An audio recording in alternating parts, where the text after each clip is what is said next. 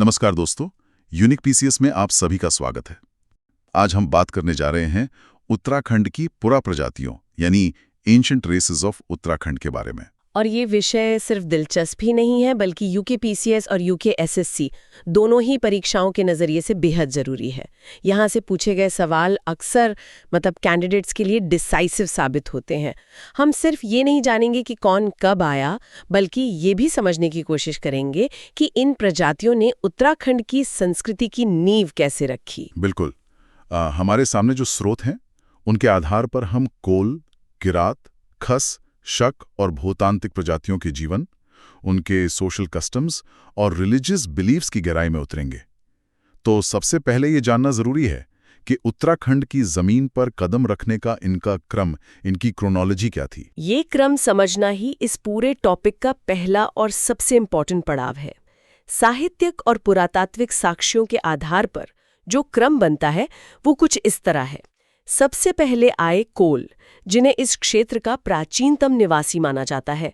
उनके बाद इस क्षेत्र पर किरात प्रजाति का प्रभाव बढ़ा, जो मूल रूप से पशुपालक और शिकारी थे। और किरातों के बाद आए खस, जिनका जिक्र महाभारत में भी मिलता है और जिनकी सामाजिक प्रथाएं बहुत ही अनोखी थी।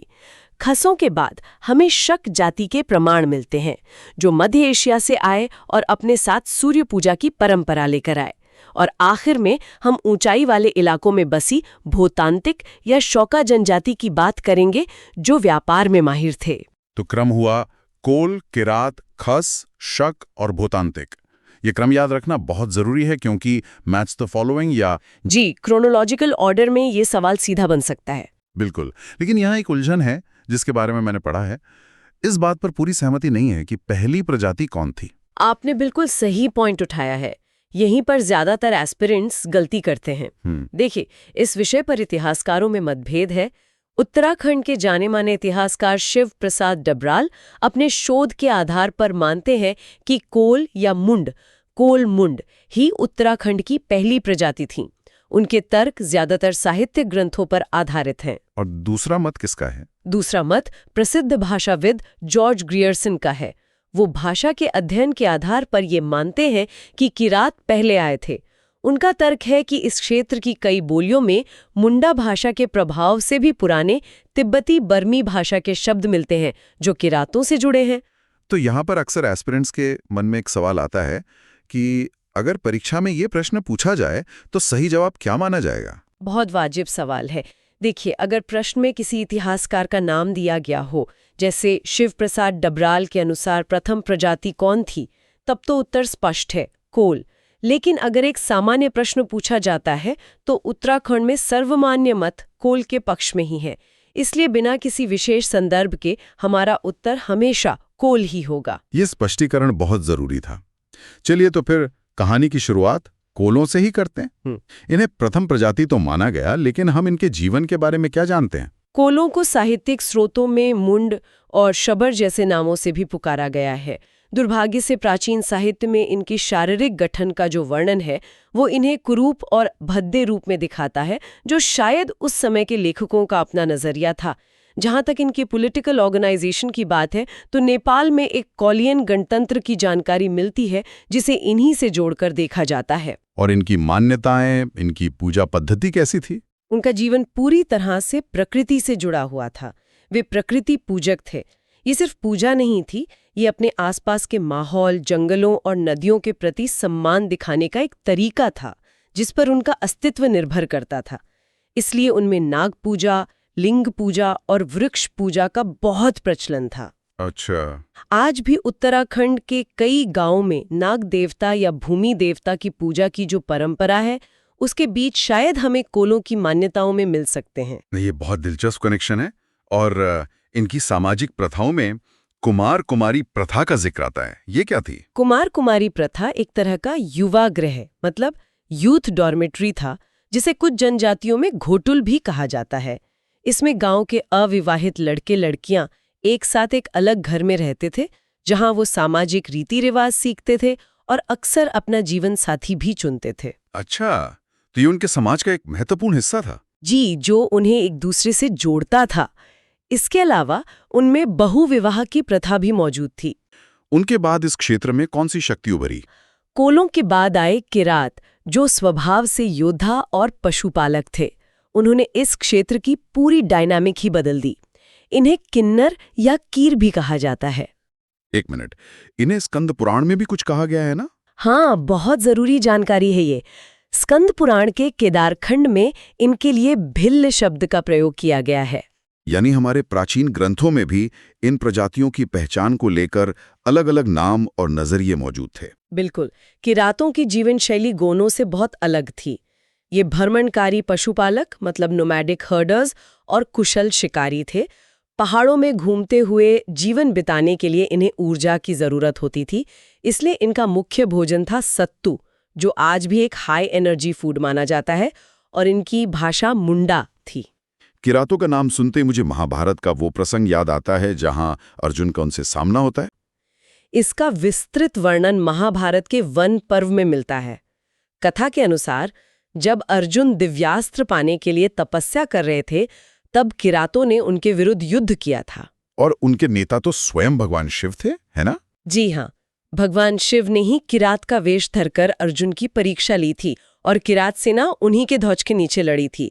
यह युद्ध जिस स्थान पर हुआ था उसे विल्व केदार के नाम से जाना जाता है, जिसे कुछ विद्वान आज का शिवप्रयाग मानते हैं। तो ये कनेक्शन किरात, अर्जुन, शिव और शिवप्रयाग, ये पूरा एक साथ याद रखना बहुत जरूरी है। बिल्कुल। क्या उस दौर के दूसरे साहित्य में भी किरातों का जिक्र मिलता है? कई जगह मिलता है। बाणभट्ट की कादम्बरी और कालिदास का रघुवंश में हिमालय क्षेत्र में किरातों के निवास की पुष्टि होती है। यहाँ तक कि मेगास्थनीज की इंडिका में भी इनका उल्लेख है। राहुल सांकृत्यायन ने अपनी किताब हिमालय परिचय में लिखा है कि ये लोग जादू टोना और पुनर्जन्म में गहरा विश्वास रखते थे। और क्या आज भी इनके वंशज मौजूद हैं? हाँ, ये सिर्फ इतिहास नहीं है। आज भी पिथौरागढ़ के अस्कोट और डीडीहाट क्षेत्रों में रहने वाले कुछ समुदाय अपनी जड़ें किरातों से जोड़ते हैं। तो किरातों के बाद कहानी खस प्रजाति की तरफ मुड़ती है। ये दिलचस्प है कि महाभारत में किरात पांडवों के खिलाफ थे और सुना है कि खस कौरवों के पक्ष में थे। क्या इससे उस समय के किसी राजनीतिक गठबंधन या भौगोलिक विभाजन का पता चलता है? ये बहुत अच्छा सवाल है। महाभारत के सभा पर्व के अनुसार खसों ने कौरवों की ओर से युद्ध लड़ा था। ये दिखाता है कि उस समय हिमालयी क्षेत्र के कबीले भी मैदानी इलाकों की राजनीति में अपनी अपनी भूमिका निभा रहे थे। हो सकता है खसों और कौरवों के बीच कोई संधि रही हो। अच्छा, ये एक ऐसा बिंदु है जो किरातों और खसों के बीच के अंतर को स्पष्ट करता है, और परीक्षा में यहीं से सवाल फंस सकता है। समय के साथ इनके सामाजिक दर्जे में भी काफी बदलाव आया है ना? बिल्कुल। 1885 में अंग्रेजों ने प्रशासनिक सुविधा के लिए इन्हें शूद्र वर्ग में वर्गीकृत कर दिया था। लेकिन अगर हम प्राचीन ग्रंथों को देखें तो वराहमिहिर की बृहत संहिता में इन्हें गंगा कहा गया है। वहीं राजशेखर की काव्य मीमांसा से ये पता चलता है कि कार्तिकेयपुर के कथ्यूरी साम्राज्य में एक खसाधिपति यानी खसों का राजा शासन करता था। ये उनके राजनीतिक प्रभुत्व को दिखाता है। मुझे हमेशा से ये बात हैरान करती है कि प्राचीन समाजों के विवाह के नियम कितने अलग थे। खसों के बारे में जो मैंने सुना है, उनकी कुछ प्रथाएं तो आज के समय में कल्पना करना भी मुश्किल है। आप सही कह रहे हैं। उनकी विवाह प्रथाएं बहुत ही विशिष्ट थीं। पहली थी टिकुआ प्रथा। टिकुआ प्रथा। इसके तहत विधवा स्त्री को ये सामाजिक स्वीकृति थी कि वो अपने पति की मृत्यु के बाद किसी भी पुरुष को अपने साथ घर पर रख सकती थी, बिना विवाह के। एक तरह की सामाजिक सुरक्षा थी ये। जी, उस समय में स्त्री को दी गई एक तरह की सामाजिक सुरक्षा। और झटेली प्रथा के बारे में भी बहुत सुना है। झटेली प्रथा भी अनोखी थी। अगर कोई स्त्री अपने पति को छोड़कर किसी दूसरे पुरुष से विवाह कर लेती तो उसके पहले पति से जो पुत्र होता था उसे सामाजिक रूप से झटेला कहा जाता था। और इस पुत्र को संपत्ति में अधिकार नहीं मिलता था। नहीं मिलता था। ये झटेला शब्द परीक्षा में सीधे तौर पर पूछा जा सकता है कि यह किस प्रजाति से संबंधित है। और घर जमाई की प्रथा भी तो इन्हीं से जुड़ी है। हाँ, घर जवाई की प्रथा, जिसमें दामाद अपनी पत्नी के घर पर ही रहता था, खसों में काफी प्रचलित थी। यह प्रथा तो आज भी उत्तराखंड के कई हिस्सों में किसी न किसी रूप में जीवित है। तो देखिए, खसों की ये विरासत आज भी चल रही है। विवाह के अलावा इनकी उत्तराधिकार की प्रथाएं भी काफी अलग थीं, खासकर देवदासी और जेठू प्रथा। इनके पीछे की सामाजिक वजह क्या रही होंगी? ये बहुत गहरा सवाल है। देवदासी प्रथा के तहत परिवार अपनी ज्येष्ठ पुत्री मतलब एल्डेस्ट डॉटर को मंदिर में सेवा के लिए दान कर देता था। इसके पीछे धार्मिक कारण तो थे ही, लेकिन एक आर्थिक पहलू भी था। इससे परिवार की जमीन का बंटवारा एक बेटी के हिस्से में जाने से बच जाता था। और जेठू प्रथा? उसी तरह जेठू प्रथा ये सुनिश्चित करती थी कि परिवार की संपत्ति और जमीन का उत्तराधिकार केवल ज्येष्ठ पुत्र यानी एल्डेस्ट सन को ही मिले। इसका मुख्य उद्देश्य पहाड़ों में छोटी छोटी जोतों को और ज्यादा बंटने से रोकना था, ताकि खेतीबाड़ी चलती रहे। तो ये प्रथाएं उस समय की सामाजिक और आर्थिक मजबूरियों की उपज थीं। अब खसों के बाद शक जाति की बात करते हैं।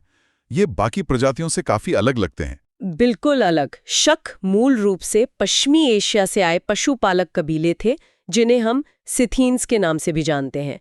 राहुल सांकृत्यायन का एक मत ये भी है कि शक खस का ही एक बिगड़ा हुआ रूप है, यानी वे दोनों में एक संबंध देखते हैं।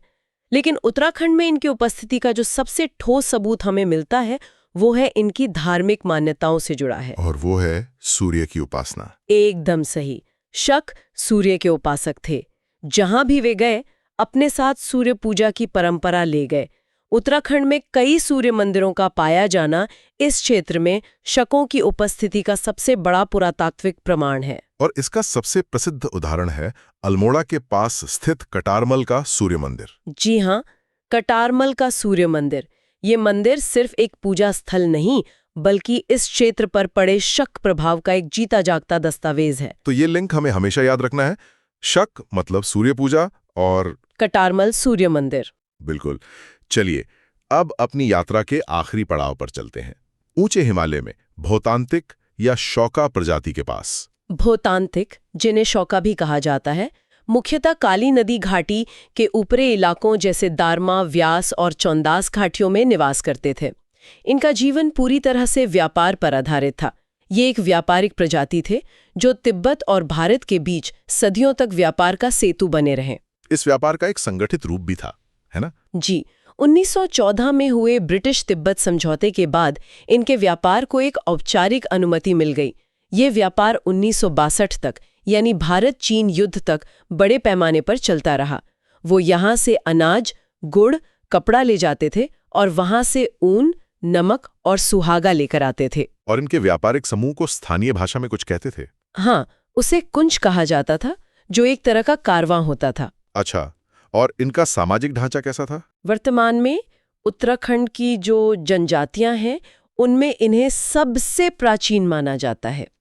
इनकी कई उपजातियां हैं, जैसे गब्रियाल, गुंजियाल, मर्तोलिया, पांगती आदि। इनके समाज में राठ की अवधारणा बहुत महत्वपूर्ण है।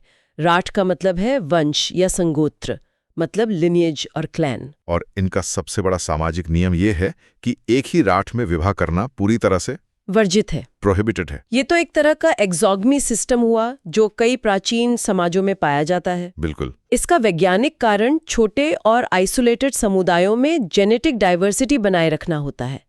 इनकी एक और अनोखी सामाजिक प्रथा थी रंगबंग प्रथा। रंगबंग प्रथा? ये भी एक तरह का युवा गृह था, जहां गांव के युवा रात में इकट्ठा होते थे, नाचते गाते थे और एक दूसरे को जानते समझते थे। ये खासकर दारमा और व्यास घाटियों में प्रचलित थी। और इनके देवता भी इनके जीवन से ही जुड़े होंगे, व्यापार, खेती, इन सब से? स्वाभाविक है।